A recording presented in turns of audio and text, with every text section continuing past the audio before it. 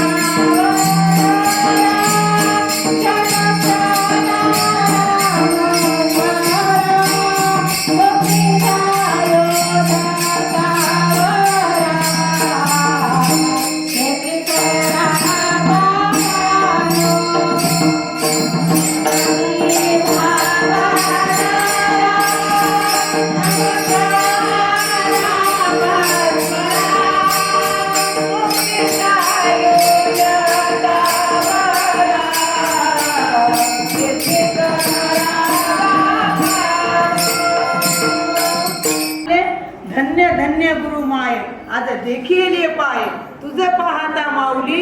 आणि पाप ताप देणे गेली म्हणे. 3 प्रकारचे ताप आहे मा. अध्यात्म, आदिभूत आणि अद्दैव. पण 3ही प्रकारचे संतांची भेट झाली. 3ही प्रकारचे ताप जातात. म्हणून तुझं पाहता माऊली पाप ताप दैन्य गेले. म्हणजे पाप गेलं, ताप गेलं, दैन्य विकारपणा गेलं. पण कुठे आल्यावर संत संध्या सगळं जाते.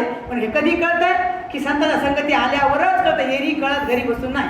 म्हणून महाराज म्हणजे एका ठिकाणी कार्य हिंता रानवराने पुसा संताला जावणे. म्हणजे हरिप्राप्तीचे उपाय करायचा संतांच्या संगतीशिवाय होणारच नाही. म्हणून संतांची भेट घेतल्याशिवाय आपल्याला हरीची प्राप्ती होत नाही. म्हणून हरिप्राप्तीचे उपाय धरावे संतांचे ते पाय.